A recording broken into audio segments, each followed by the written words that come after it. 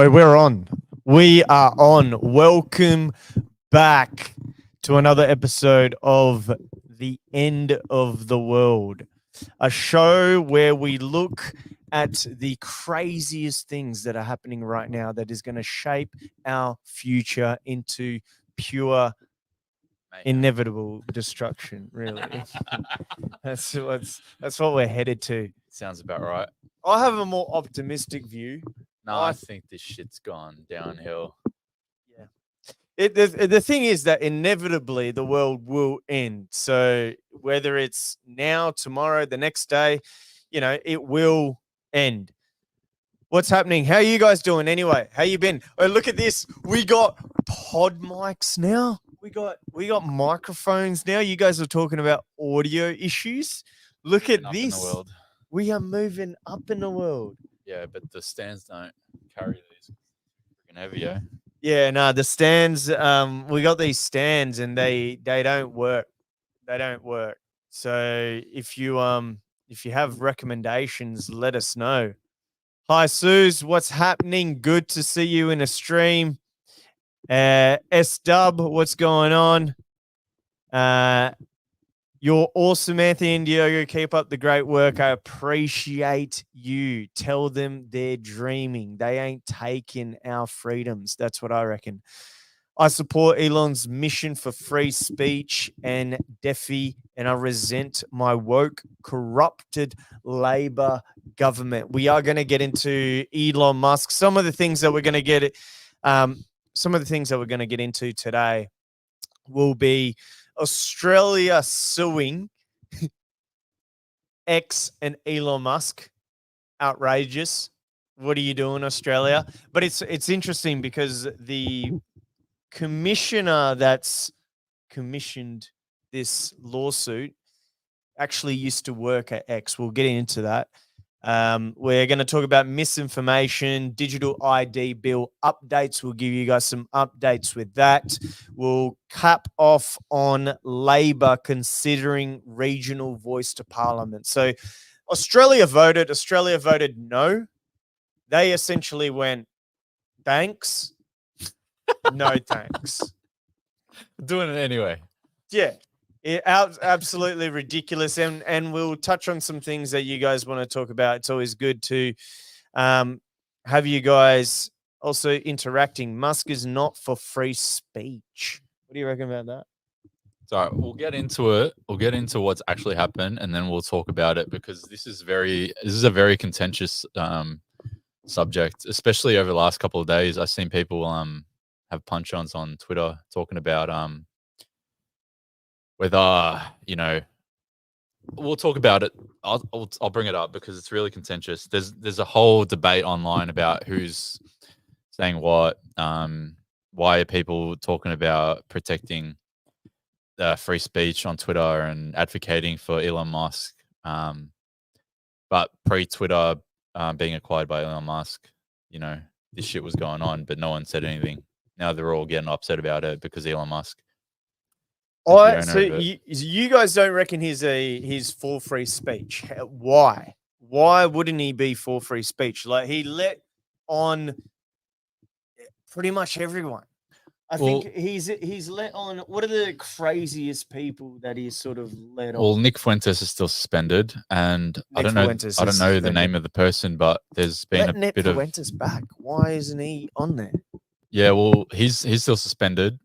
He's probably one of the bigger names that people are campaigning to be brought back on. Yeah. Especially because Alan Jones just got returned onto the platform a couple of days ago, maybe a week ago now. Someone else got suspended the other day for sharing Alan Jones. Let's just go back. Okay, Alan Jones unbanning Alex Jones. Yeah. What did I say? Alan Jones. That's completely different. That's the ex-Sky News radio host. Yeah, that's like ADHTV who's gotten what did he get? Chlamydia or some shit. Something about suspected like. Are we 5 minutes in? Can we swear? No, not yet. All right. Yeah, Alan, something to do with indecent Well, whatever he did, I didn't mean that guy. I mean, Alex Jones. I mean Alex Jones. Alex Jones is the greatest to be put back on Twitter. That's Uncle. What a G. Who's this? Alex Johnson. Must be. See ya. Hello. Baba. What? Everyone's getting the names mixed up. Alex Johnson. You said Alan Jones. It's Alex Jones. Oh, we're just here in our neck of the woods, you know, just being awesome. That's what we're doing. You know what I mean? Share out the stream. Thank you guys for joining us on another one. We are putting up the streams. You know, we are going to do this more frequently. We said last time we'd do this every day this week, but Nothing happened. Nothing happened. Like I told you, I told you during the week, I'm keeping an eye on the news. It's all American news, and we don't want to talk too much about American related news unless it's impacting Australia. And then the things that did happen only happened sort of over the last 3-4 days. So it was really hard to bring up, you know, news discussion worthy topics until today. That's why I wanted to make sure that we had enough to talk about that was relatable. And we also seem to be continuously doing this at the worst times. First it was Tuesday midday. Then Tuesday at midday was the best stream. We had what 120 people on. Banger. That was I think What we had like what are 420 people total doing there, like for the Tuesday? stream, and then it just banged after that. I can't believe that. Yeah, Tuesday might be the day. Maybe you guys see us every Tuesday. And then we had Friday, and then we had Saturday, and now we're doing another Saturday stream. Let us know what time is good because, and that's through the whole week. What day's good and what time's good? Sorry. I got my Alex Jones book the other week. Interesting read and definitely something that will be on the Oz Gov's ban list shortly, for sure. All right, should we get right into it? Share out the stream. We're about to get started. Share this out to all your platforms because I want to try to get this to crack 100 again. Surely we can get over 100 people in on a Saturday night. On a Saturday instead of a goddamn Tuesday afternoon. Bro, it's just before Chrissy, eh? I don't know. But here we go. Here's the first topic that we are going to discuss. So we got Australia fines X, formerly Twitter, for not answering questions on child abuse content. So key points and takeaway here. So Australia's e-safety commissioner fined X, the social media platform formerly known as Twitter, 610,500 Australian dollars, or over 380,000, for failing to properly disclose information about how it is cracking down on child abuse content. So the Commissioner's Office also found serious shortfalls in how other tech giants like TikTok, Twitch, and Discord police child exploitation content. However, they didn't find them. They've only fined Elon Musk. Elon Musk has publicly announced his commitment to addressing child abuse content, but internal reports have shown that he has cut safety jobs and watchdogs within the company.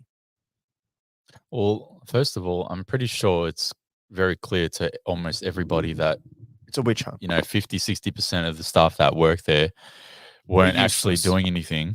They were, making videos of their job experience on TikTok, and they walk in, they lounge around for half the day, they're making a coffee, they're making a nice salad, they're having their pod sleep for an hour, and then they're clocking off and going home.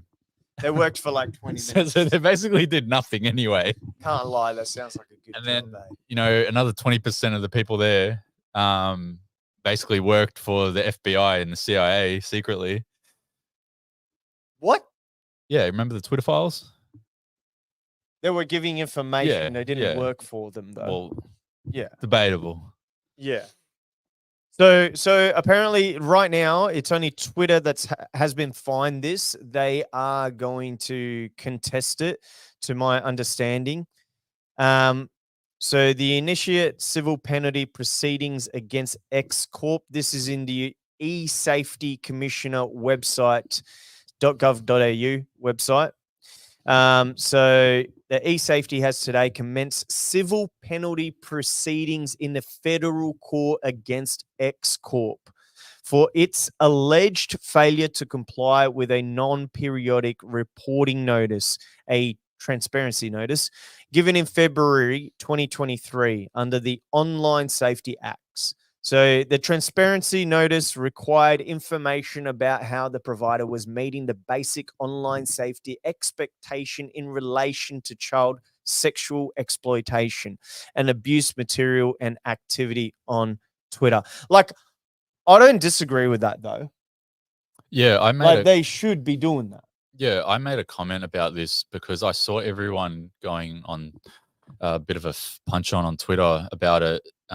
People were saying, why are big advocates of Elon Musk all of a sudden defending the platform, but not disavowing the sexual exploitation content? So I said this. So I go, X, formerly known as Twitter, has been fined 610,000 Australian for not responding to questions about the child exploitation content on the platform.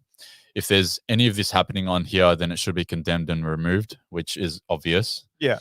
But the Australian e-safety commissioner should also pursue this on all the other platforms and not make her federal lawsuit against X come off as a personal or politically motivated attack by a disgruntled ex-employee, which is true because one, it should be condemned and removed, obviously, 100%. and it should be removed on all platforms.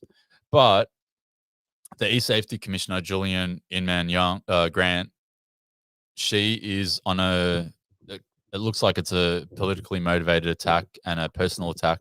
One, because she used to work for the platform Twitter, I think between 2013 and 2016. She was there for a few years. That is a bombshell. So the e-safety commissioner, the e-safety commissioner that's launching this lawsuit against Twitter used to work at the company, and she left just before Elon Musk came in. So she actually It was a few knew. years later. It's been a few years, like probably 4 or 5 years after she left. Yeah. So there was still some time in But between. that's in discussion of the takeover. Like, that Twitter deal lasted so long. No, it was very quick. It was like what, 2021, 2022. It was closed. Do you reckon? Yeah, it was very, very quick. Especially for such a big acquisition, it was pretty quick. Well, one thing to note is that she is a World Economic Forum, I guess, young global leaders. Nah, she's a contributor. So she's actually been at Davos. She's recently done a speech there. I think last year she was there, or this year. So and she discussed the internet safety concerns that she has. So she's a regular at the World Economic Forum. But yeah, this comes off as a politically motivated and also personal attack, at least in my opinion. 100%. She worked at the company before, and then she became e-safety commissioner, and then she goes, oh, look, now I want to sue Twitter specifically. It's not like she's gone to the other companies, because there's quite a bit of issues on the other company as well. Because look what happened.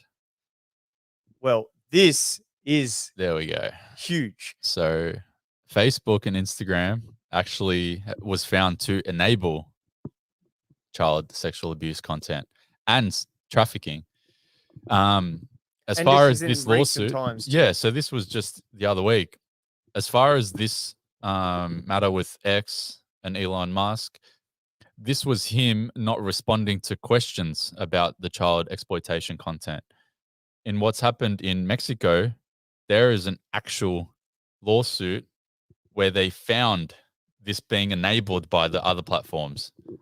So he's about 2 steps behind Facebook and Meta, and yet he's getting sued and taken to federal court now, and nothing's happened to them. And why is that? Why is that? So here we go. Facebook and Instagram content enabled child sexual abuse trafficking in New Mexico. December 6th. Why is that? It's because it's simple. It's because Facebook obliges with the government where Elon Musk just isn't. He's just Yeah. going against the grain, being Yeah, he's anti-establishment, and the normies don't like that. yeah, I agree. Meta making it. What do you guys reckon? So Meta making it worse. My shock. That dude's an alien. Do you reckon he's an alien? Do you reckon? Let's be honest here. Like, be real for a second here. Be real for a second. Do you think that Mark Zuckerberg? Yeah, 100%. You seen that He's a photo of lizard. him morphing into a lizard? Remember that? He's a weird creature, man. Not only that, he did his ACL a month and a half ago. I reckon he's already on the mend because he's I love how you didn't skip a beat. I didn't even need to say it. yeah. And You just imagined it. Yeah, it's true. It's legit. it's legit. But You've heard it here first. Is a lizard? But Is a lizard? I don't think Elon Musk is that much different though, because he postures that he's all for the people, etc. But You think he's not? oh man, it can be debated, man. Like I saw a screenshot that our friend Maria Z shared on Telegram the other day, and apparently the digital ID back end of Twitter that requires you to upload your ID to get Twitter Blue. It's run by a Israeli bot. Wait, Yeah, which is a really crazy it's a really crazy what? Where did rabbit she hole. put this? Where did she put this? Let's pull it up for everyone. It's on her Telegram. Let me see if I can find it. But It's on her Telegram. as far as I know, it's really here. I'll send you this. See if I can access that. Because let's put that up. Because what? So Elon Musk has the verification There you go. ran by an Israeli bot. Yeah. So What? I only just read this the other day. Like this was, I think yesterday she posted it.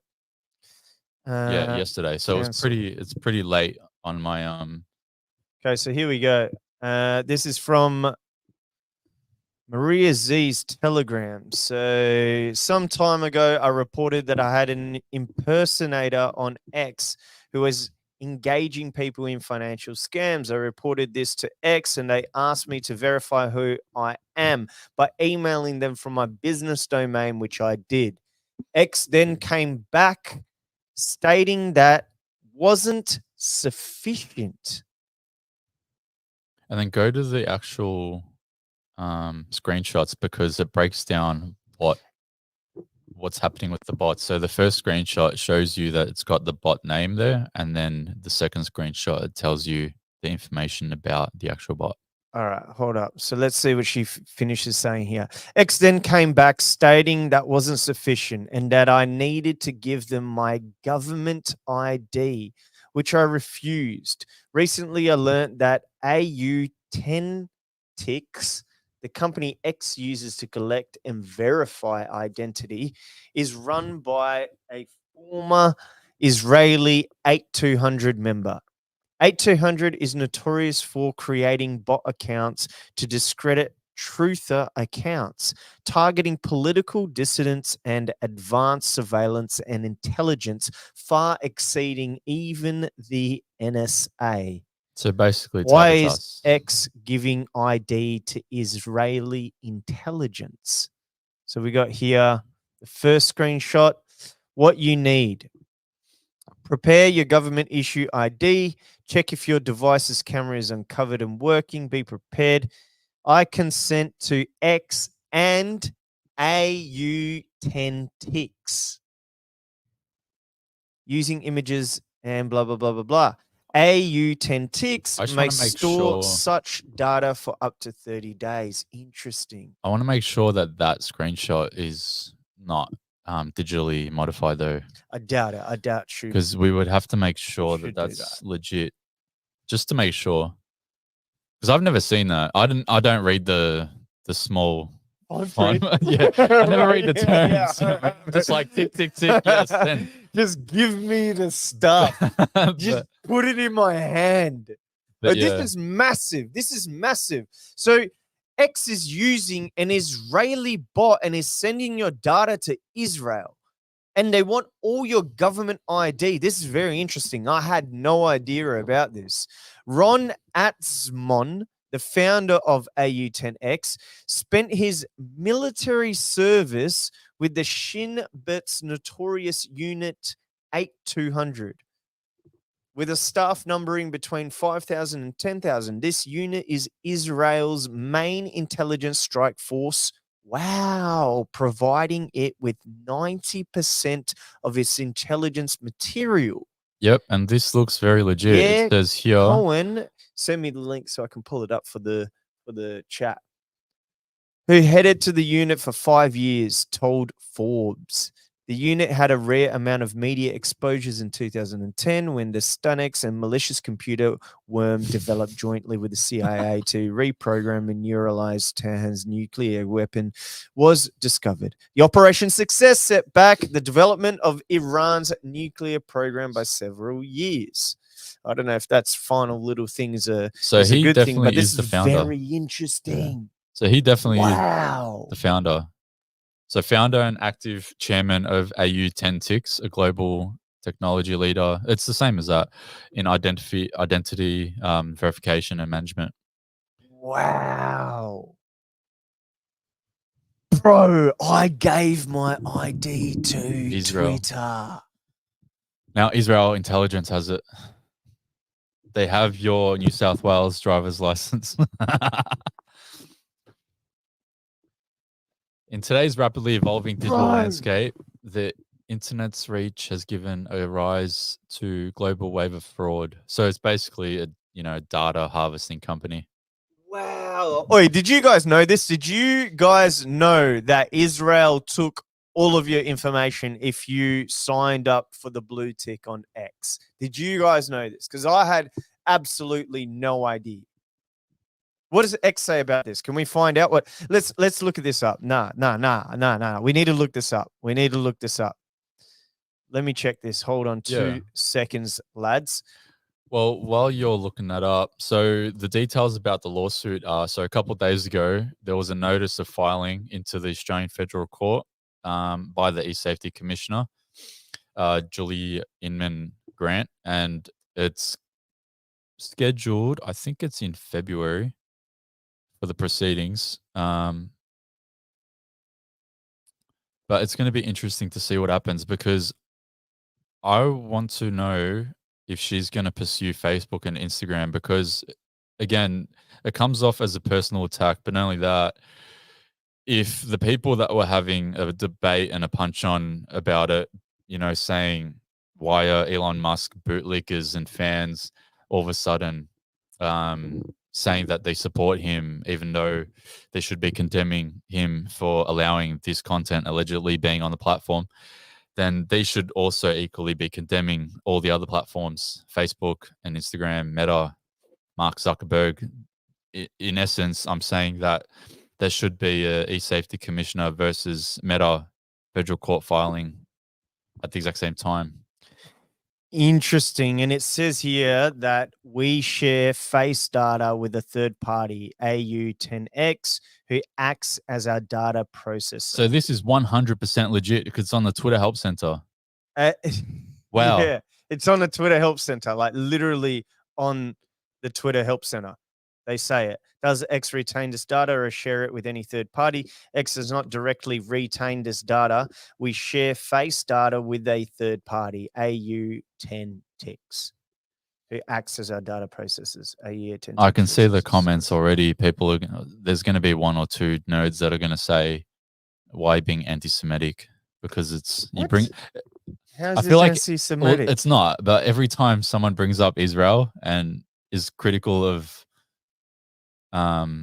what they do in any way, shape, or form, there's always 1 or 2 people will say that you're being anti-Semitic. That's why I never like bringing this subject up. You But guys are it's good. real. You guys But are it's good, but real. need to work on your format. Think Jimmy Dore. Jimmy Dore, I don't know much about him, but I know what he's talking or she's talking about with regards to the format. So Jimmy Dore has an interesting format. He's got a co-host Yeah. that sits in another side of the studio, Oh, and then that he's got looks the it up. blue. He's got like a blue backdrop that comes up. It's sort of like projecting the Mhm. stuff that he's reading. So the only difference is that we're screen sharing. Yeah. He's got it bringing up On the background, like on a the green actual screen. background as if it's sort of like a green screen. Yeah. Bruh, tell Jimmy to lick my nuts. But yeah, we're working on it. We're still figuring out our flow. The most important thing with our flow right now is just having 3 key subjects to hit and talk about with regards to Australian political Yeah, space. landscape. The main thing, yeah, and I appreciate the feedback. We do love the feedback. And the main thing that we want to do is keep this show consistent, keep it natural, keep it real, keep it raw, not over edited and big studio like all these other political influencers these days try to do. They just try and become mainstream media. That's the furthest thing that we want to do. We want to, kick back with you guys on a Saturday night on the couch, holding our microphones. Well, that's because our thing didn't work. But be honest with you, it's not working. The stand didn't work. We're using the microphones, and we want to keep it real topics about Australia and what's happening in Australia. A lot of people talk about what's happening in the US, in the UK, but we need to focus here. Right now, the majority of the talks is in Palestine, and important. Ukraine and Russia, important. I still think it's one massive distraction. That's why I always say that I don't want to talk about all these subject matters, because for me personally, I don't have the mental bandwidth to talk about or even think about all the other things that are going It's a on. lot. It's draining. Like, Yeah. imagine this being the thing that you think about 24/7. It's really mentally draining. So just to protect your mental bandwidth, I think that's important to just focus on what you can consume on a level of a healthy balance. Yeah, I agree. But also I think Like, bro, to stay focused on what's happening and affecting you as well. Yeah. Like all the other stuff, it does affect us, but it doesn't have an immediate effect on us like the things that we talk about actually do. And also, it's just you got to have time for yourselves too. You know what I mean? Like, I love Brazilian Jiu-Jitsu. I love watching competitions of Brazilian Jiu-Jitsu. I love watching MMA. I love watching the UFC. I love listening to Robert Greene. I love philosophy. I love stoicism. I need to read.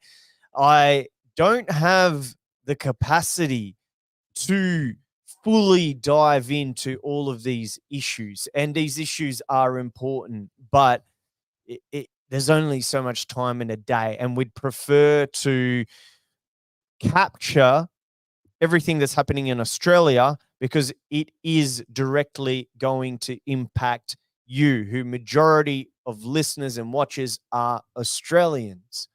So that's why we try and focus on this, and that's why we will be developing the show, and we will find new ways of doing it. Maybe we won't hold these microphones. Maybe we'll have someone else bring up the articles. But for now, we're trying our best. All right, just fucking give us some slack.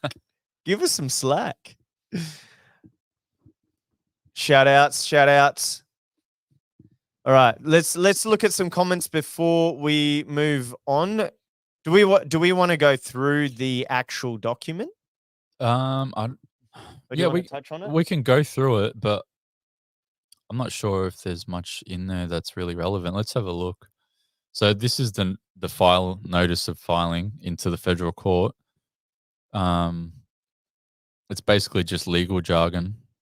Yeah, this is the, by the way, this is the, if you're joining us, Australia is suing Elon Musk. So this is the direct court filing document of the Federal Court of Australia, and the file title is E-Safety Commissioner v. X Corp. The E-Safety Commissioner that is suing Elon Musk actually used to work at Twitter as well. And if you're just joining us now, it is only Twitter who is getting sued. Right now, Facebook has actually been found to have enabled child sexual abuse content in New Mexico in their lawsuit. So they've actually been caught enabling child sexual abuse and trafficking content. Yet Australia's e-safety commissioner has not gone after Facebook and Instagram. They've gone after X and Elon Musk. So this is the direct court filings. If you're signed up to the mailing list, either the Australian versus Gender or my own, you can get this document. We'll send it out to you. And just one more thing. I've got this tab here. So Terry Brenton, I actually don't know who she is, but she represents the EU. I think she is an EU commissioner. She came out the other day, I think a few days ago. Yep. And she is also taking infringement proceedings against X for the similar sort of thing, but regarding misinformation and disinformation. I love how she goes on X to. She made the announcement on X. So the actual lawsuit, legal proceedings against X were made and announced on X. And then if you scroll down, the first comment is Elon Musk responding to her. Oh, Elon Musk responded to her. Yeah. No way. Are you taking action against other social media? Because if you have those issues with this platform and none are perfect, the others are much worse. Exactly what we're talking about. The other platforms that actually been caught in the Look at the reply at the bottom. Oh, Preston's hilarious. Go fuck yourself.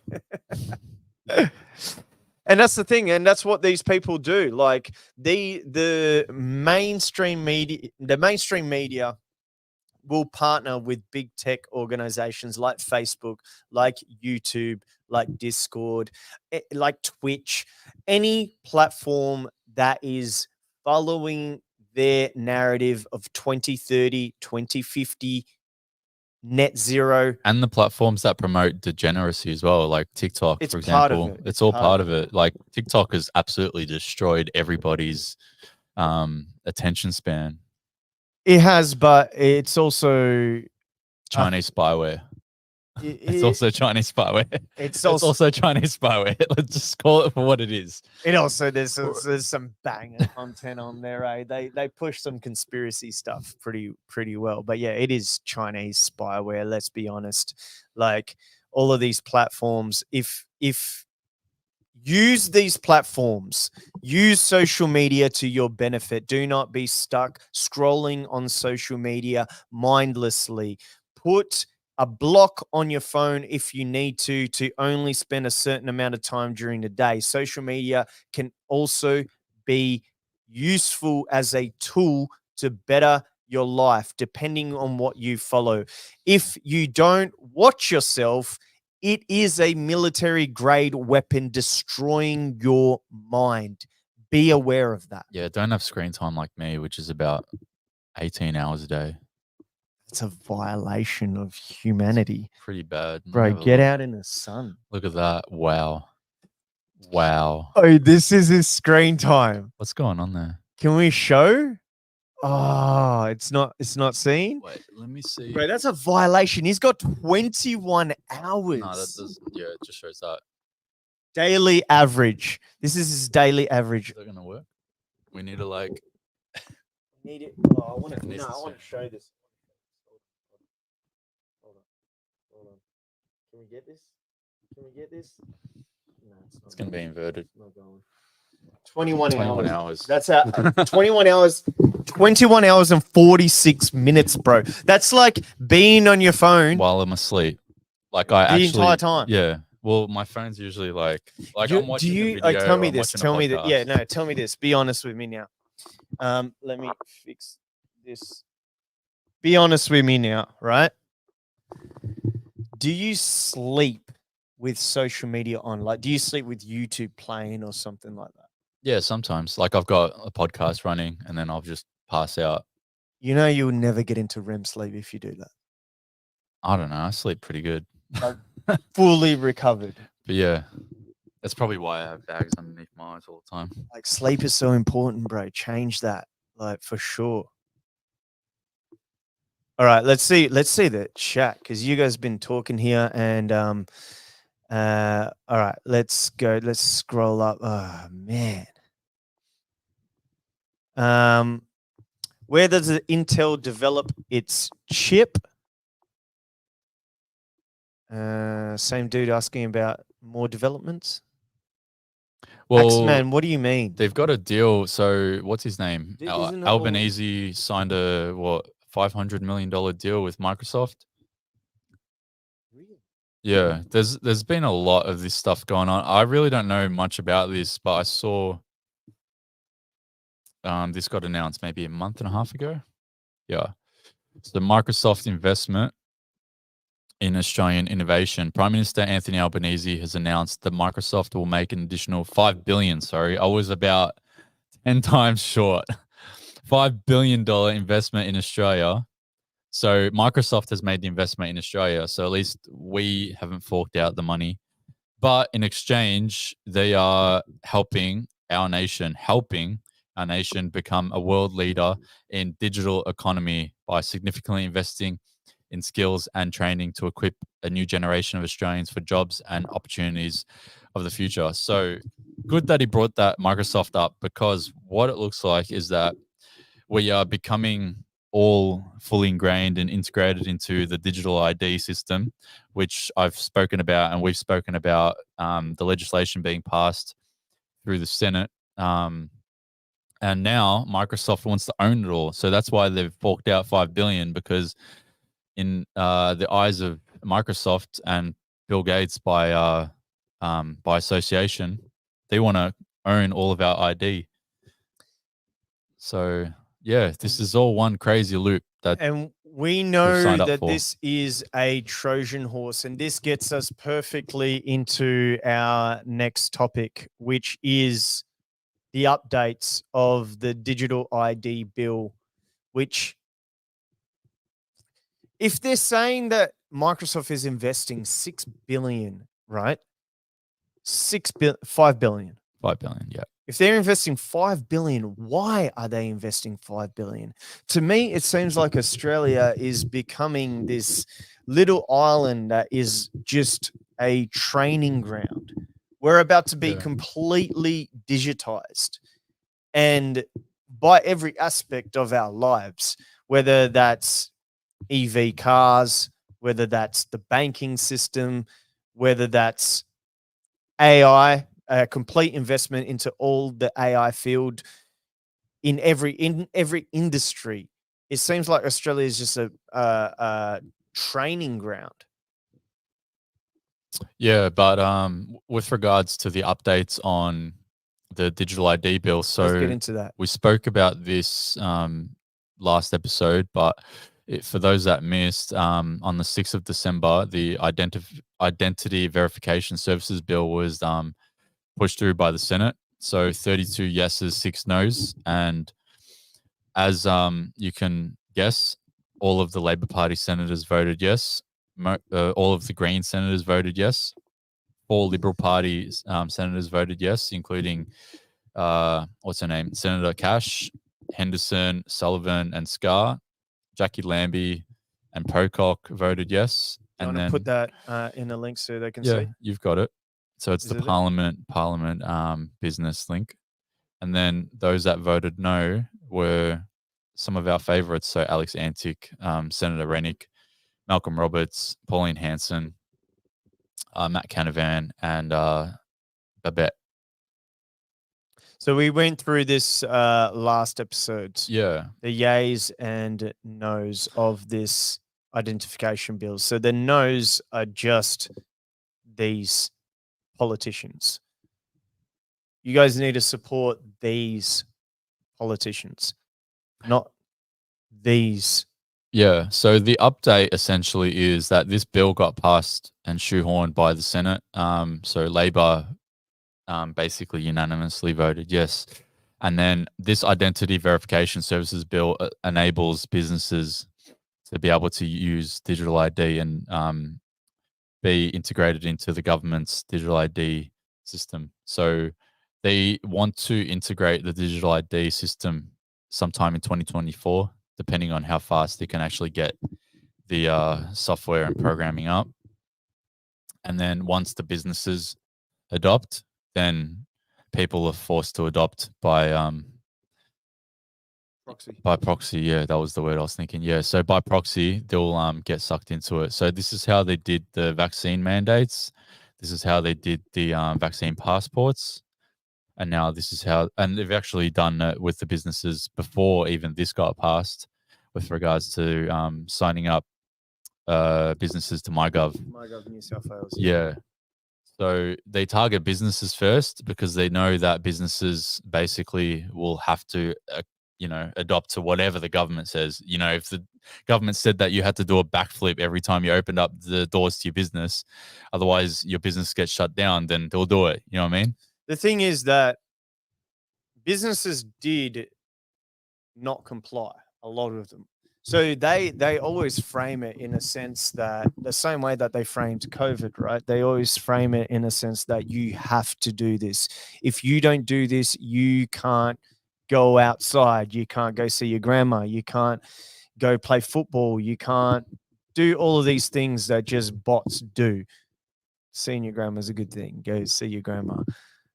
But they do that in a business sense. They say, look, every business will have to sign up to this unless otherwise you're going to get fined. And then they bombard them with emails and texts and emails and texts. When you look at the finer print, it's actually not a legal requirement. So a lot of businesses didn't do it and they didn't get fined in the end. And it was all really a lie. Yeah, but remember that clip that we shared the other day? Katie Gallagher saying that it's not a digital ID, it's not a big government conspiracy.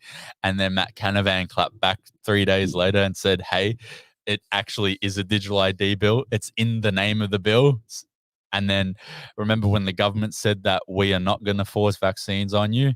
Remember when you said that it wasn't a big government conspiracy, but then all of a sudden, 3 years later, everything's unfolded to be what looks like a big government conspiracy.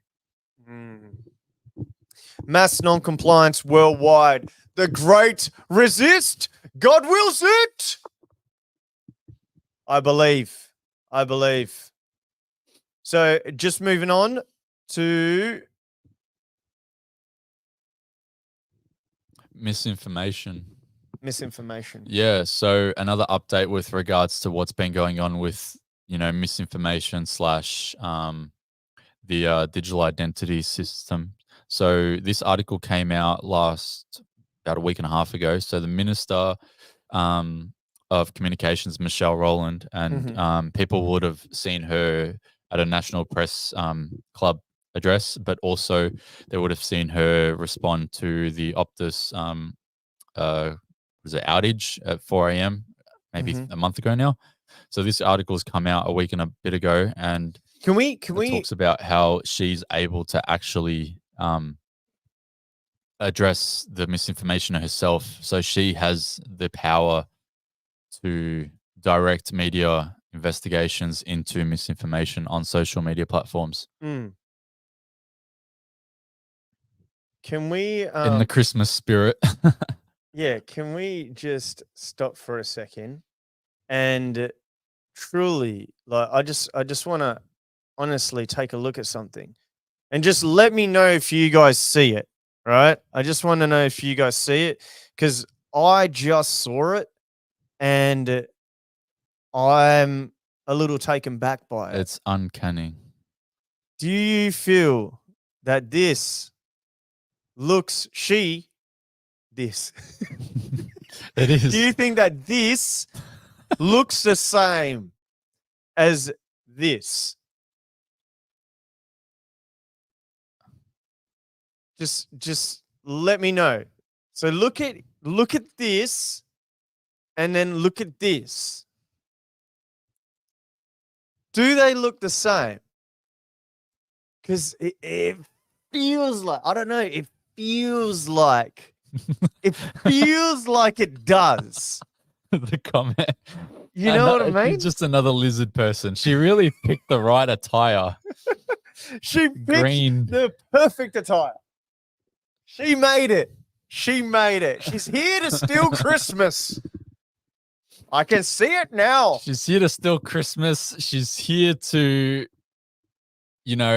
centralize power to investigate social media platforms, probably just Elon Musk and X, and compel them to provide an explanation on why misinformation's on their platform. Otherwise, they will lodge a federal lawsuit. Oh, this government is coming after us, eh? This is the wildest show. This is the wildest show out there in Australia right now, eh? They're coming after us for sure. Minister for Misinformation is literally the Grinch. Literally the Grinch. She's here to steal our freedom of speech. Come get it. Come get it. Come take it. Oh, Dios Vault. Amazing. Please, Michelle Rowland, come and take it. So Michelle Rowland says she will have the power to direct the media watchdog to investigate instances of online misinformation under controversial proposed laws to toughen regulations for digital platforms that have raised free speech concerns. Full screen this for a second. I'm calling it right now. Tell me. So I want this to be timestamped, 23rd of December. Tell them directly to the camera. Come a bit closer as well. You're out of shot a little. I want this to be known that I'm calling it right now. Michelle Rowland will lodge a federal lawsuit against Elon Musk and X regarding misinformation on the platform sometime next year. Do you think so? 100%. Like before election? And you know what? It doesn't matter when she'll do it. You know what? In the landscape of next year, it probably will be before the election, because she wants to pass this misinformation law. There'll be a whole bunch of social media debate regarding the credibility of the next election in the US. Australians will talk about it far and wide, nonstop. There'll be a lot of contention. She'll have this passed through the Senate, and then therefore it goes into law. And then she'll take down our platforms if we start talking about it. And you know what? Even if we don't talk about it, they'll make an excuse to take us down anyway. And there'll be a federal lawsuit if Elon Musk /X doesn't respond to their inquiry about it. 100%. I'm telling you right now, we'll be here talking about this sometime next year, about the federal lawsuit against X from the communications minister. So the first one's come from the e-safety commissioner. The next one's going to come from Michelle Rowland.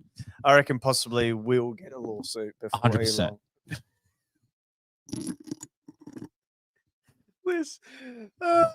You guys enjoy this while you can. So here we go. So they're trying to isolate Australia. What do you think about that? Let's get into some chats and we'll answer your questions. Put it down on the chat right now. Before we move on, we'll answer these questions.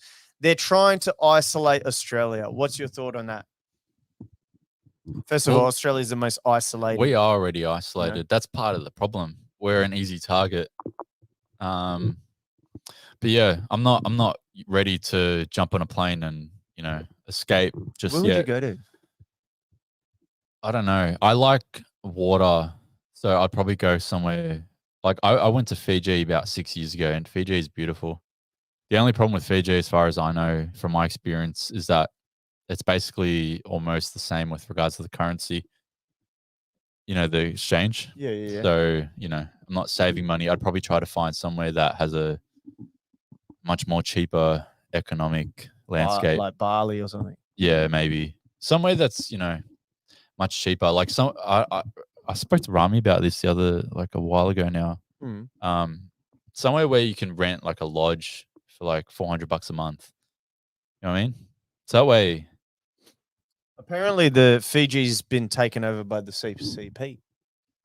probably. If if we look into it, I'm sure all of these countries are probably signed up to the Belt and Road. You know, Daniel Andrews tried to sign up Victoria to the Belt and Road the other day, like what, a year and a half ago, 2 years ago. And then Scott Morrison shut it down. That's probably the only good thing that Scott Morrison did, to be honest. Oh, ScoMo, bro. I kind of miss him, He's done a lot of Like dumb stuff, but that was probably the best thing that he did. So he blocked Daniel Andrews. Yeah. So Hawaii is nice too, but even there has been attacked. That's true. There was those laser beams that put everything on fire. So right? this was 2 years ago, April 22, 2021. Victoria's Belt and Road deal with China torn up. The Australian government has torn up Victoria's controversial Belt and Road agreement with China, saying it falls foul of the country's national interest in a move that will further inflame tensions between Canberra and Beijing. So the whole idea of this deal is to basically make Australia in debt to China. So this is from the Australian Institute of International Affairs. Tearing up. Here we go. Tearing up the Belt and Road Initiative, Australia's rejection of China's new Silk Road in Victoria. Very interesting. Australia's federal government recently resolved a scrap the Victorian state government's Belt and Road Initiative, BRI.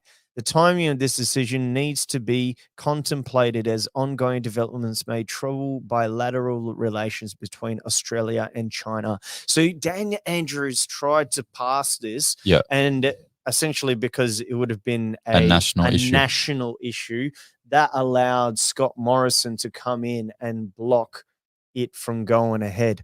Fair play, Scotty. Yeah, so he's that buffhead did something right. Well, it was his government, but it was I can't remember her title and I can't remember her name, but I definitely remember it was female. It was like what do they call it? Like the affairs minister, the foreign affairs minister. I think it was his foreign affairs minister. Yeah. She was the one that scrapped it. So she was the one that scrapped it, but the whole idea that Scott Morrison, had a really bad government for, 3 years, and then the Liberal Party over 9 years that they always complain about. This was probably the only good thing that I can think of that he actually did. Sure, there's other things. What else did he do? Well, he ran a pretty reasonable economy. Like the economy was good up until, COVID, and we're not going to go down that rabbit hole, but yeah, this was probably the best thing that he did. But yeah, this would have signed up Australia to be in debt with China, and they would have integrated a lot of the CCP's, infrastructure, digital infrastructure, more so into the Australian economy and the Australian landscape. What's this? Call to the member for Brand. Australia's, Thanks, Speaker. My question is to the Prime Minister. Can the Prime Minister explain his 2017 trip to Beijing for the signing of an MOU where he said on 16 September that year, and I quote, "There was also agreement today on third-party cooperation about infrastructure and other investments as part of the One Belt, One Road program." Can the Prime Minister tell the House why his government has kept this MOU secret? Will the Prime Minister table the MOU today?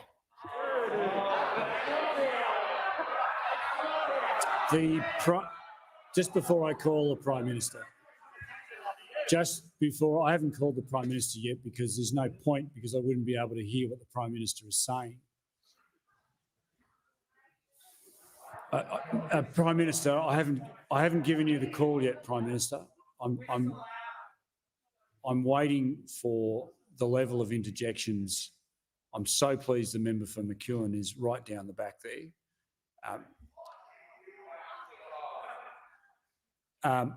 The level of interjections is too high. The Prime Minister has the call. Thank you, Mr. Speaker. It is a matter of public record that the government's policy, both under the previous Prime Minister and I, has been not to sign up to the Belt and Road Initiative. We have not signed up to the Belt and Road Initiative, never have, never will, Mr Speaker, where discrete projects have been pursued in particular parts of the world, which is the policy of those opposite, I note, Mr Speaker, then where there's been co-investment in projects, that has occurred. But, Mr Speaker, we have not, never will sign up to the Belt and Road Initiative. Now, Mr Speaker, I note that the reference is made to when I was last there in 2017, Mr Speaker, as part of the closer economic dialogue arrangements, Mr Speaker, that was between our governments. They now, all Mr. got Speaker, masked on apart from Scotty. those dialogues have not occurred for many years, Mr Speaker. They have not occurred for many years, and a lot has happened in the last 5 years, Mr Speaker. Since then, Australia has been subject to economic coercion by the Chinese government, Members on my Speaker, left. and we have stood up to that more Member for firmly Breen. than any other country, Mr Speaker, almost anywhere in the world.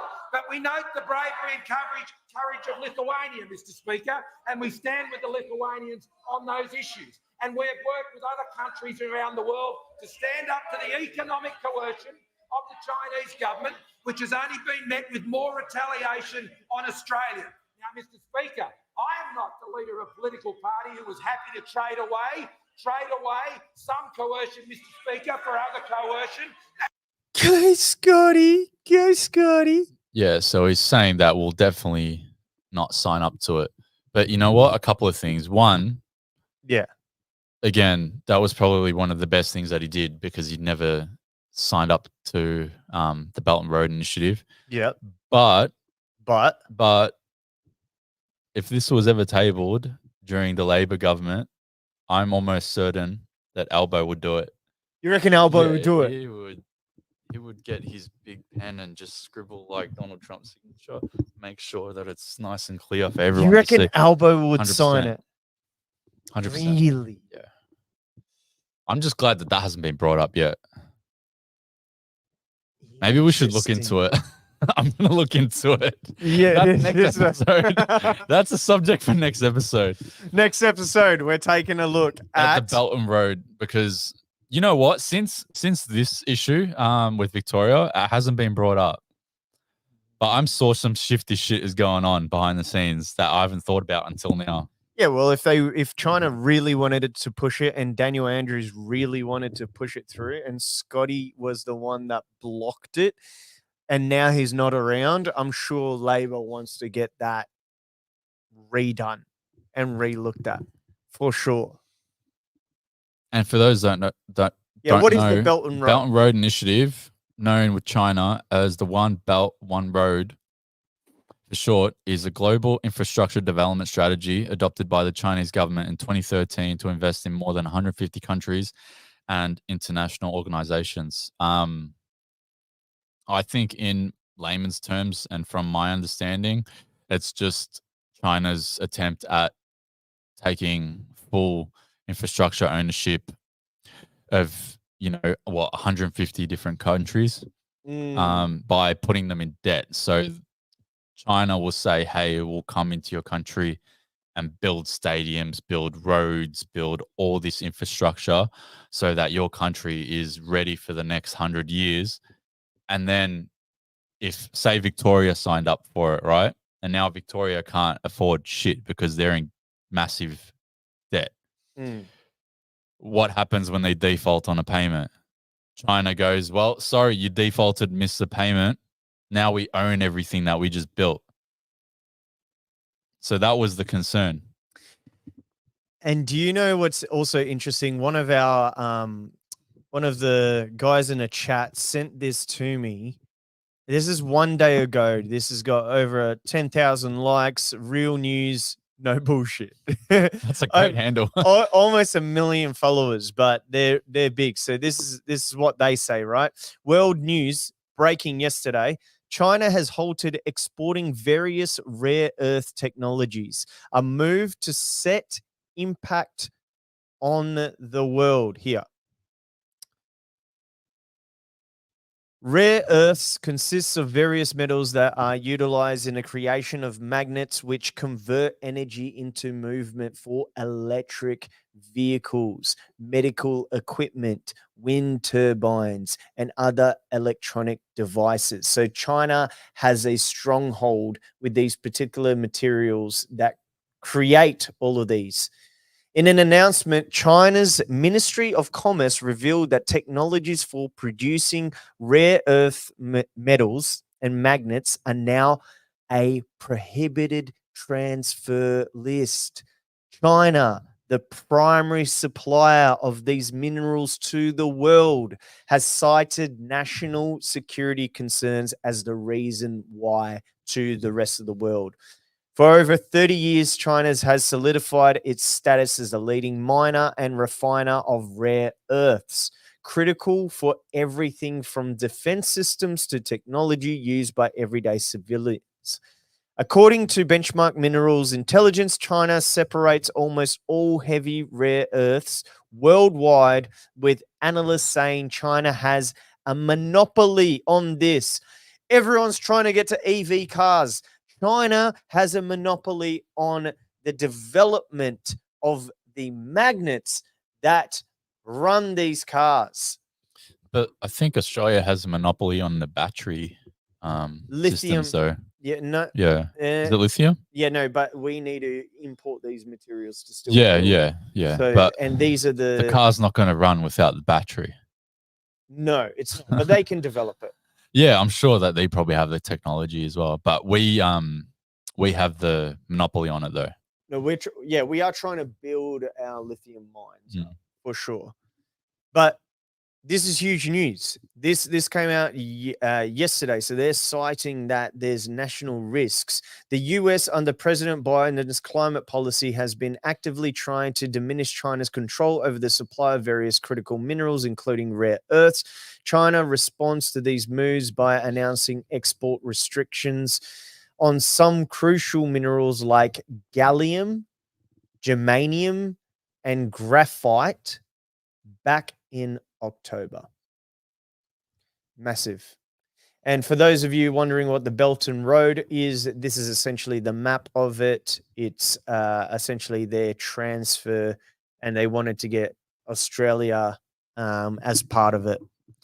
Yeah, so 150 countries. So that's basically, I think that's probably the same amount of countries, give or take a few, that are signing up for the World Health Organization treaty as well. How crazy how all these things just intertwine so perfectly. It's not, remember, Katie Gallagher said a couple of weeks ago, it's not one big government conspiracy. And yet when we talk about it in layman's terms, guess what? Everything just seems to be one giant government conspiracy. And have you heard of this? And also just to pin on this, China has a strategy where they'll go to these countries and they'll say, look, we'll build you guys a port and you can repay us. Yeah. But they create these interest structures that is impossible for them. They're essentially saying, like, we'll create you the port, we'll build it all for you. And if you default, we keep the port, but you get all of these things that you can be imported into your country. Yeah. And they say, look, we'll make it a deal where you won't default, but so just imagine if Victoria signed up to it and Scott Morrison didn't crush it. And now fast forward to this year where Victoria is struggling to pay for anything right now. Yeah, it'll be like you'll be able to get. We would have already defaulted on it. You'll be able to get your AliExpress by the next day, your plastic toy. You'll be able to get it the next day. Yeah, but you'd also have to wake up and, sign into your digital ID run by Xi Jinping. Jeez. But yeah, to put a little cherry on top of the China topic. Link me. I heard about this a while ago now. So it's called the Chinese Dream. Chinese Dream? Yeah, it's basically China's plan to run and own everything in the world by 2050, which, again, big government conspiracy. What a coincidence. Happens to be the landmark year and landmark decade that all of these initiatives run by the World Economic Forum, the World Health Organization, 2050 is the year. Wants to land on 2050. Yeah. 2050, you guys better have swords and shields. We're going back to medieval days. You better have your armor ready. You better have swords and shields, but don't attack.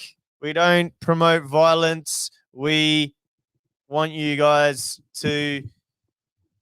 They're coming for us at this stage. Yeah. Like, So the this show is wild, bro.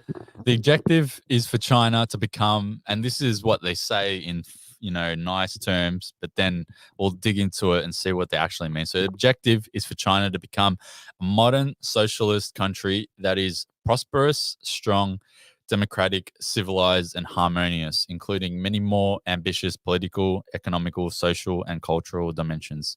So prosperous. What does that prosperous? Even? Yeah, what is that? What? I'm pretty sure their economy is tanking from what I've seen. It's not democratic because they're literally run by a dictator. Civilized is questionable at best, especially from what they've done in the last 3 years, locking people that had COVID in cages, welding their doors. What about the Uyghurs? We're trying to put an icing on this. Oh, okay. That's another subject that we can have. What's his name? Drew Pavlou on. Let's invite Drew on too, right? Let's done that. Let's invite Drew on. Never. Your best mate. Never. And we can talk about China and the Uyghurs. He wouldn't come on.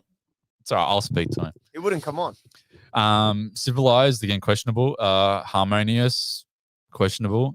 Including more ambitious political, economic, and social, cultural dimensions. So their ambitions are basically to run and own all of the world's infrastructure through the Belt and Road. Wow. But yeah, we've got things you learn on this show. Digital ID Bill Part 1 has been passed. So the Identity Verification Services Bill was passed a few weeks ago. Microsoft has invested $5 billion into Australia to own the digital identity infrastructure in Australia. And yeah, next year we'll be having chats about how to hopefully stop the digital ID bill getting shoehorned into law by the Senate and by the government. And then we'll see what they do with misinformation, disinformation laws, because that's also coming as well.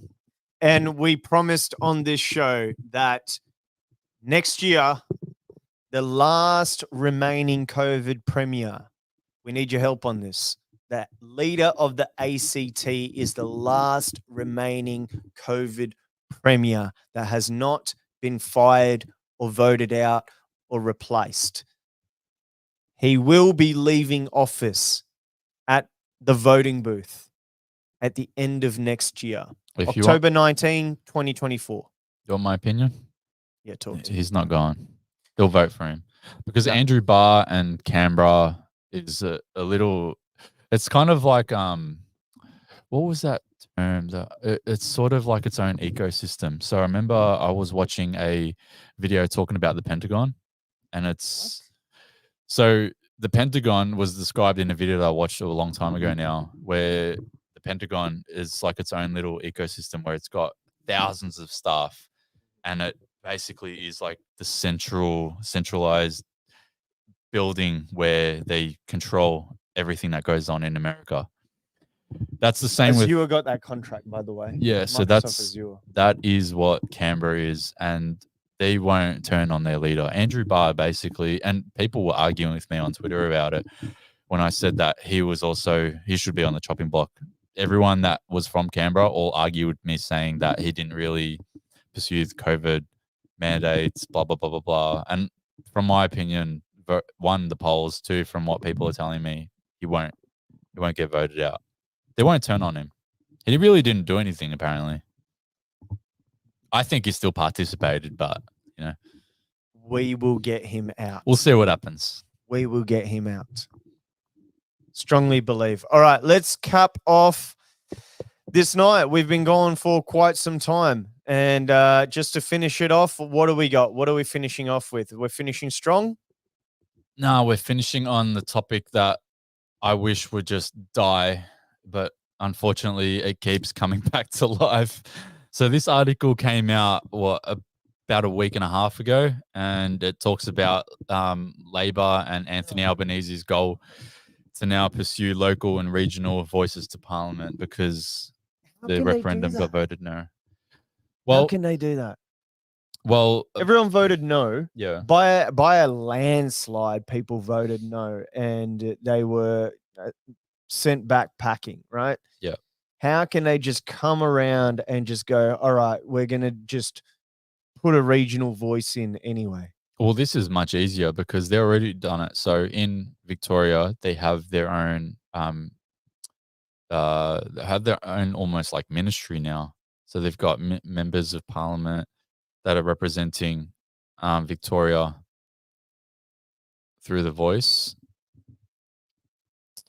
So as it says here, Labor is considering rolling out local and regional voices across the country using an existing model and without legislation, as it prepares to unveil next steps following the failed referendum February. as early as February. So by we've got a lot. February, there could be a Yeah. voice to Parliament across local and state regions. Yeah. So SA has it. Victoria has the First People's Assembly of Victoria. As far as I remember, WA has crushed it so far. What other states? New South Wales is still developing. There's not too much progress on it since Chris Minns came out and said that he had a mandate to pass it.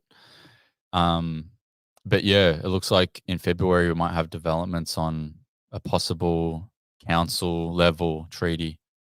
And Victoria already has it. Yeah. Victoria already has it. Yeah. Wow, look, Treaty for Victoria, a meaningful voice. This is an actual Victorian government site. A meaningful voice and representation. Treaty is an opportunity to secure better representation and political power for First Peoples. Both the statewide treaty and traditional owners. Treaties can include changes to current systems and structures of government to give First Peoples a greater say and control over the matters that affect First Nations people.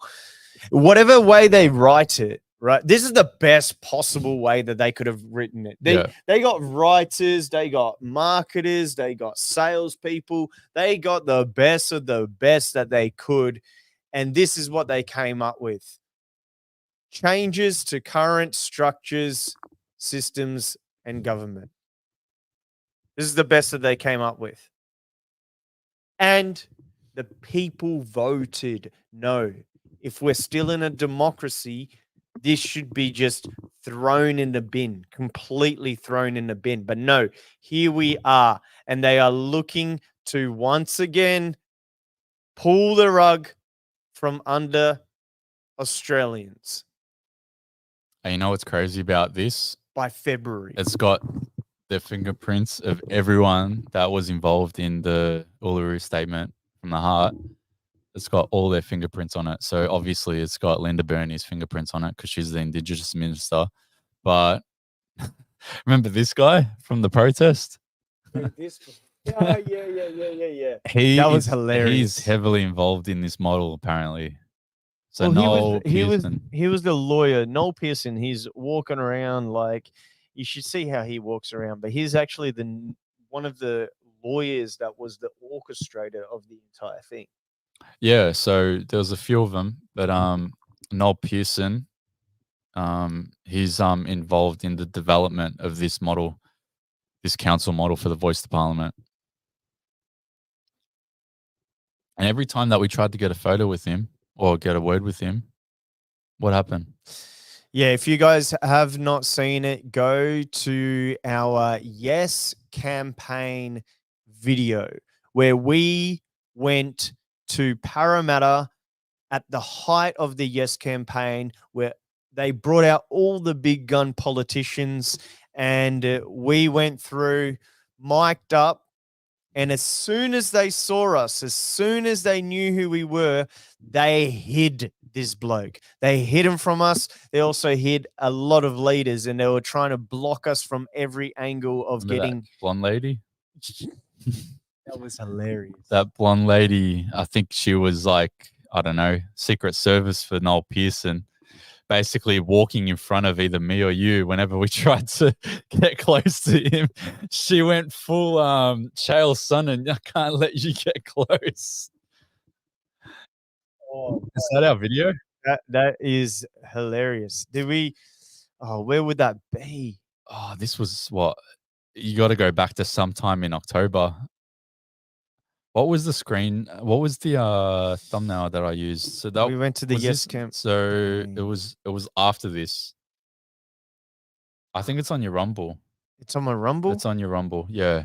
We'll show you this video because we tried to get either a word with Noel Pearson or for the hilarious event of being able to at least get a photo with him. We kept on getting cut by this lady. We got to show you this now. There we go. Yeah. So we attended the final yes, vote yes rally in Parramatta, and it was a crazy event. It was probably one of the highlights of 2023 for me because this was so funny. We had the guy that thought that you were Avi. Yeah. Hey? This This is guy. at the Am I- start. He called me Avi Yemeni. Sorry, sir. Yeah, Go back, run it from the yeah, start. yeah. What did he say? I missed it. Hey? Am I? He called me Avi Yemeni. Sorry, sir. Yeah. Yeah. I have an interview. Sorry, sir. You said something. I'm just asking questions. You said something. I'm giving you the right to respond. Why are you running away? But you can tell us why you don't like us. It's okay. Any word. So you had all these people blocking us from getting all these interviews. So these were all the little minions that they This had was hilarious. that they were trying to block the camera. They were trying to do whatever they could. And we were just trying to get some interviews. So we were there just being like, what are you guys doing? You guys are looking like idiots. Right? No one wants to speak to us here. They keep cutting us off. Oh, look, we got them covering the camera now. I don't understand. Film them still following us? Can you film us still following? It's all about a voice, but it's only one way. You're all about a voice, but it's only one way. How come? I've got different instructions. Look, I'll just take you over here if that's all good. The voice to Parliament. October 14th, Australia will vote in a referendum that will change its constitution forever. Now, whilst I'm not against change, I do want to be informed before I make such a drastic decision. Now, to do this, I went to the first Yes campaign rally. I'm a Marxist. I'm a socialist. I then went to the No campaign rally. And now I'm here at the final Yes campaign rally to try and answer one simple question. Why should we vote yes? Everybody tunes out next week. I hope they turn out. What do you reckon? What are our chances? I thought it was worth getting some hope. Getting hope? We've seen a lot of people turning out. So these people all turn up next week. You reckon we got it in the bag? No? No, not yet. We haven't got it in the bag. Wish we did, but we don't. You need a what? Sorry? I reckon we got it. We'll go to that side. Sorry, sir. Who are you with? Hey? Who are you with, sorry, sir? We're just going to the other side. Yes, this is going to get cut by this guy first. Like are you a journo or? Yeah. So So here, right away, they came up, like we just got there, and we were able to break through the lines, right? The first line, that woman interaction was literally the first interaction of the day. And then we finally broke through the line, and then we walked back behind backstage, and then we were here in this area where the media is, and automatically, as soon as they saw us, they came right away. They did not waste any time. They came straight up to us and tried to kick us out. But watch. Sorry. Like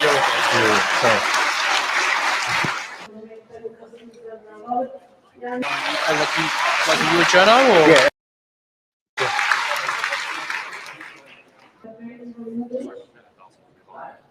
How come? I've got different instructions that I'll just take you over here if that's all good. Yeah, Just over this way, please. okay. How come? Why is that? I've got different instructions. Come with me. What instructions have we got?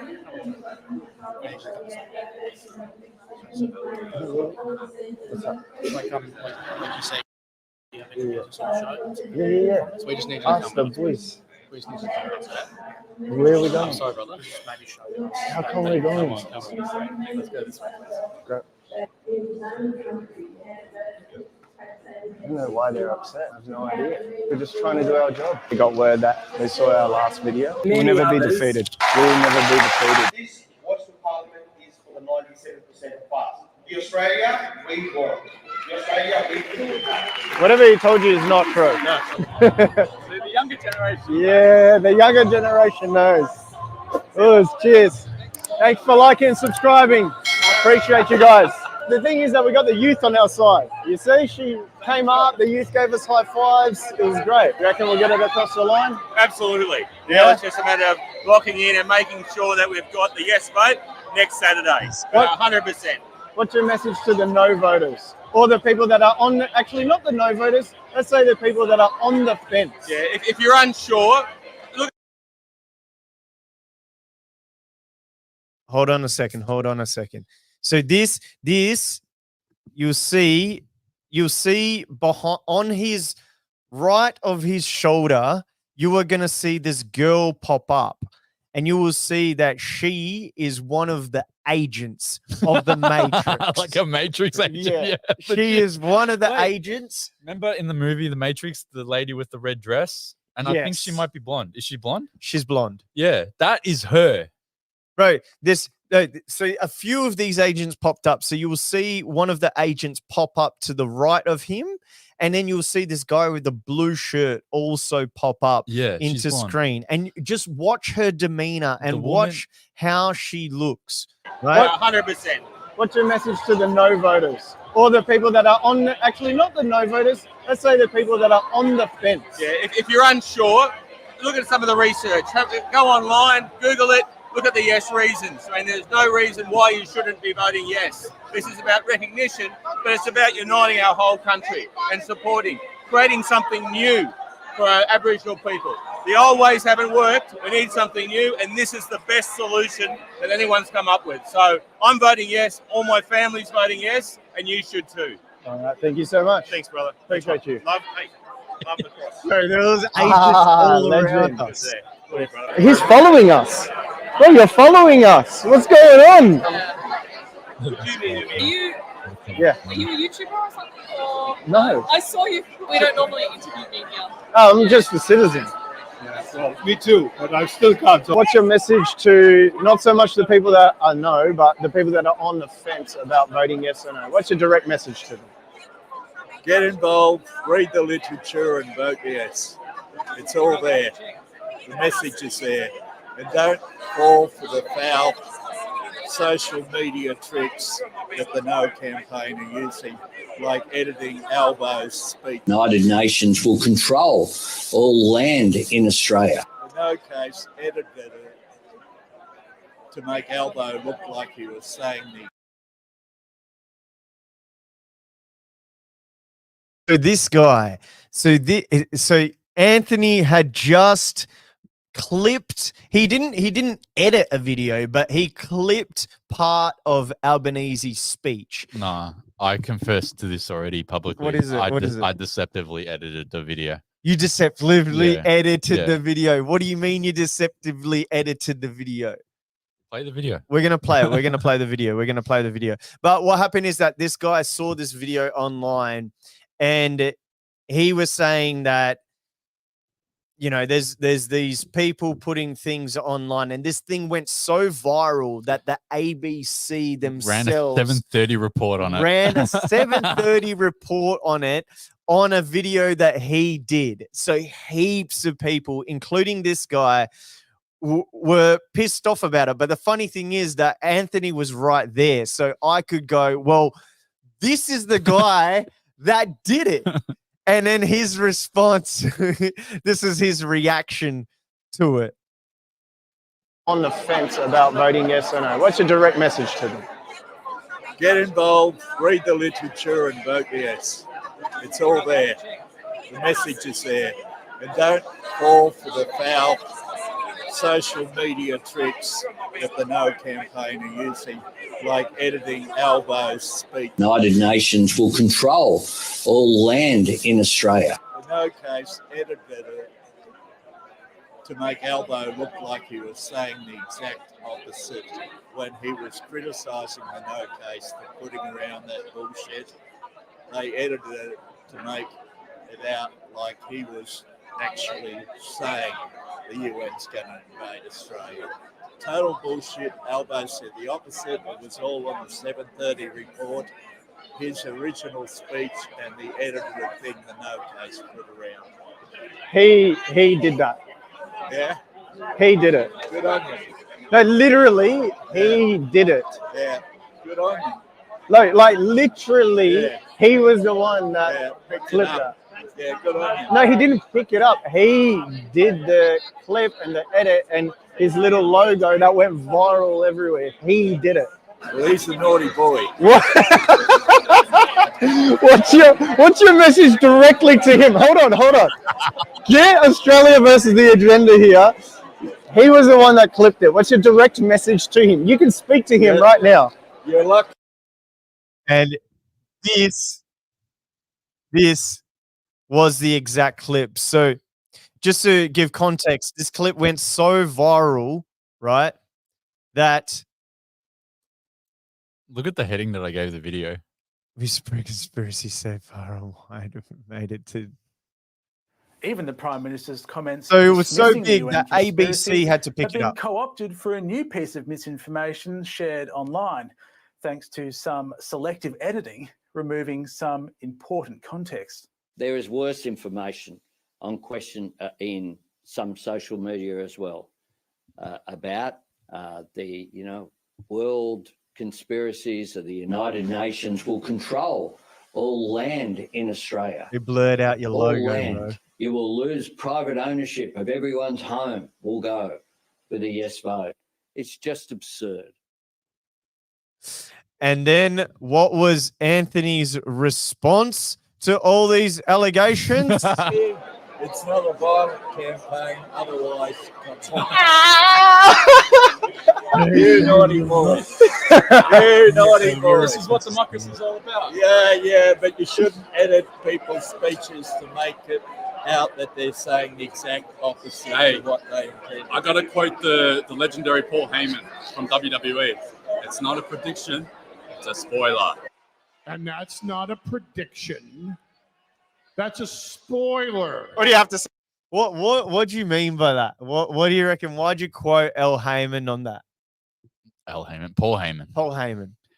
Because that's his famous quote. So whenever he had to advocate for Brock Lesnar primarily, whenever he was, trying to win a title or, beat someone in a match, his statement, his remark to the opponent was saying that Brock Lesnar is going to win the title. He's going to kick your ass. He's going to destroy you. And that's not a prediction. That's a spoiler. Like, I'm telling you that this is going to happen. And you know what Albo said, albeit apparently it was deceptively edited. One, he basically walked on that landmine when he said that. Like, I remember watching that press conference, and the second that those words came out of his mouth, I was like, clip that straight away, put my logo on it, send it. But it was actually words that came. Some people thought it was AI generated. Yeah, I had people saying, "Is this real? Is this AI generated?" Nah, this is not real. And then it caught fire when I think like an ex-Queensland minister or member of parliament shared it on Facebook. That's when it went super viral. And then I sort of made a little, statement below the post, and I said, just so you know, guys, this is the full context. My question is clipping something out and posting that of someone that actually said the thing, is that deceptive editing, or is that like something that was said? Or it's just, I guess it's like posting something out of context, but I wouldn't say that it's deceptive editing. So what happened was so whatever backlash that I did get out of this was people were saying, oh, don't do this because it's going to give them an excuse to pass the disinformation laws. Look, whether I do this or not, they're going to shoehorn this shit in. I'm almost 100% certain. Like, I'm sorry to try to not make anyone Got a think legendary Anthony here. Yeah, I don't want to shit on anyone's optimism, but unfortunately, I'm probably going to give it a 95% chance that this gets passed. From what I've seen in the Senate, and I would never think that I would be sitting there watching 10 hours of the Senate, hearings, but here we are. I'm almost certain that they're going to shoehorn this shit in. But this was the actual AAP fact check. So AAP came out and said that this is an absurd Albanese clip that fools the Voice voters.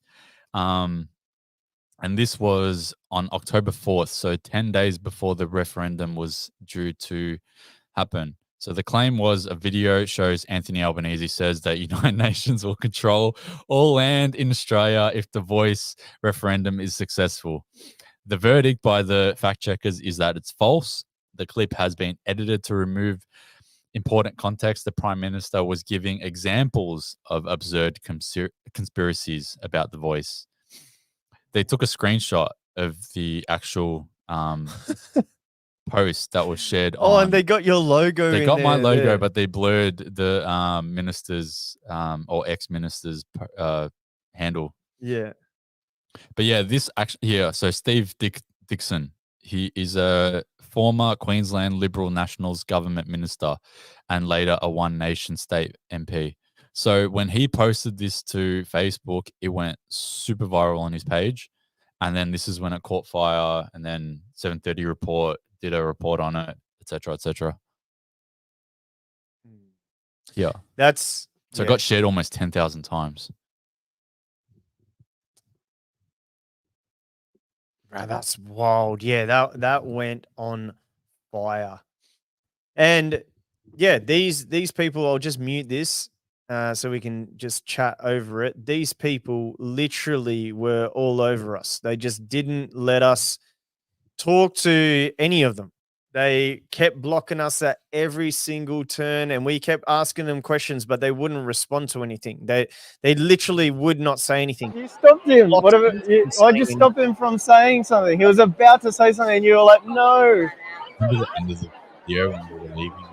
You guys aren't mute in real life, surely. What's going on? Literally follow us. At this stage, it's harassment. We left. Look at this. And they they're still behind us. They're still following us. Guys, why are you guys following us still? And we went back, and I don't understand. We're walking that way, and you're still following us. Why are you following us?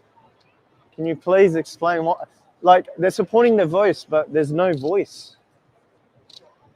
I don't understand. And they had nothing to say. And these are what these Matrix agents do. They're cowards. They have absolutely nothing to say. They just get together in this bot mentality, this NPC. Oh, I gotta block this person from speaking. I gotta block this person from speaking. If you were so adamant about your position, you wouldn't need to stop other people from speaking. You would also speak your position, speak your truth, have discourse, Have a voice. Have a voice. Apparently. That is what you are trying to push forward, having a voice. And clearly, you don't have that. You don't have heart. You're a coward. All of you. And you lost. You clearly lost. But yeah, to sort of put a nice little cherry on top, we tried to, give them a voice. They kept on, intervening and getting in our way, but we did our best. We, campaigned inadvertently for the no campaign. We did our best. The votes came in. It was a no, and then now Albo in February is looking to try to shoehorn his local council voice into parliament. Everyone here, if you enjoyed that video and enjoy the content that we do, like these live streams and these actual bigger videos, right? That we actually go out and go into the middle of these people. Look at that crowd. Like, we were right in the middle. Look at this. This is the stage. This is where all these bots were protecting all of their politicians. Like, the crowd is massive at the front, and we were the only no voters there, and in the back, in the middle of it all. If you enjoy this, like this video right now. Hit the like on this video so this can be shared across the algorithm, and also subscribe to the channel. Subscribe to our mailing list so you guys can also let us know what we can do, because we're here. Next year's going to be wild. Next year's going to be. If we thought that, so the Voice to Parliament was probably the biggest national event of 2023. I think that there's going to be, 3-4 other major events on top of something as big as the Voice was, that we're going to have to, go and attend and report on and troll. Everything that we did at this event, I think it's going to be 4, 5, 6-fold next year. 100%. So make sure, it doesn't cost you anything. Just like the video, so then we can push this further. We want to create larger videos and disrupt them in these 2050 plan as much as possible, whilst bringing joy, fun, and laughter and community along the way. But this was awesome. This was a definite success, and the fact that they got destroyed in the polls, it was just the cherry on top of everything. All right, finishing up. That's pretty much it. That's pretty much it. I think, to sort of cap it, Albo hasn't brought up the Voice to Parliament since its spectacular failure. Yeah. He did a review video on his Twitter, sort of reviewing 2023 and all the good things that happened in 2023 from his perspective as Prime Minister. And guess what? No mention of the Voice in the video.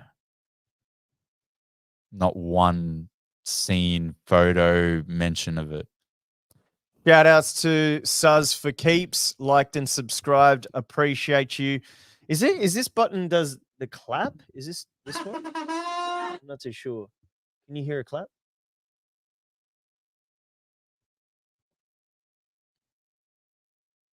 That was Kevin Rudd laughing.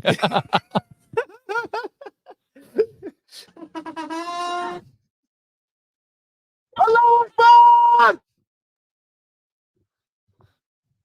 That's the best. And that was Allah Akbar. Haram! What else have we got here?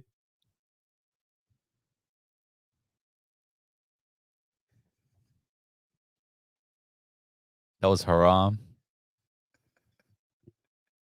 5 centimeters too far. What else we got? We don't know what we got. Wait. 5 centimeters too far. What's that?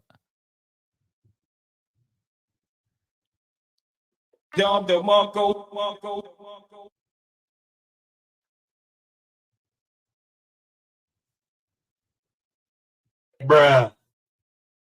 We need to label these. We'll We need to label these. We need to label these. I got no idea what these buttons I'll are. tell you what. I'll clip some really good, relevant, sound bites, Yeah. and then we'll upload it. Yeah, and then whenever something happens, whenever you guys hit subscribe. Apparently, whenever you say subscribe on a YouTube video, now the subscribe thing lights up if they haven't subscribed. So that's a new feature that is pretty cool. So we should have said subscribed at the start. Yeah, so when they click subscribe, at least on mobile, and I think on desktop as well, it sort of does like a celebratory flash thing. Yeah. No, I appreciate you guys. We will continue to develop the show. We'll get the soundboard correct. Thank you guys for your feedback. Thank you guys for joining us on this stream. Thank you for liking, subscribing.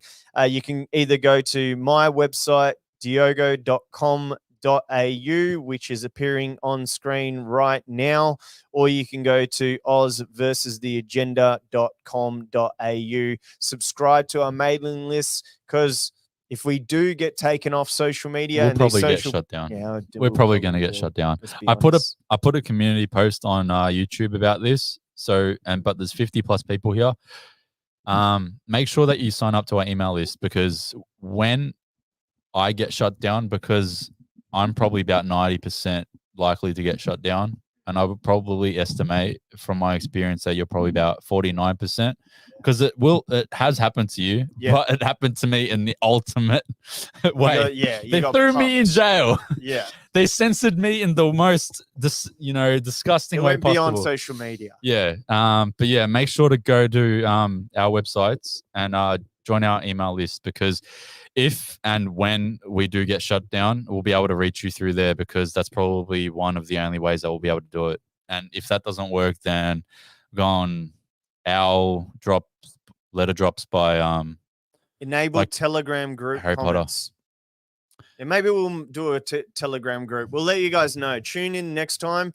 We'll let you guys know when we're live again. When should we go live? I reckon we'll run one. Let them know now. Like it probably just pops up on their phone and they're like, "What is going on here? Are these guys live?"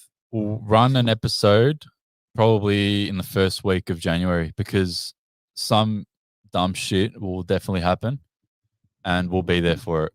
Yeah. Yes, I am on Rumble. Go the 58 Take on Rumble. Go the 58 Take on Instagram. The 58 Take on TikTok. FIVE, the number 8. All the links will be in the description. So once this video is done and dusted, I'll plug all of the links in the description, so you'll be able to find us there. But if you can't find us there, if and when we get shut down, join our email list on our websites, diogo.com.au, australiansversustheagenda.com. All right. Any last things that coming out? I got a new website. New website is being updated. It'll launch next week, and there's a few. Merry Christmas, everybody. Merry Christmas in a day from now. Merry Christmas, 100%. Christ is King. Christ is God. And if we don't see you guys on YouTube, then Happy New Year. Happy New Year. But yeah, follow us on all of our social media platforms, but because we'll keep you updated there no matter what happens over the next couple of weeks. Love you guys. Peace. Love. Ciao. We're out.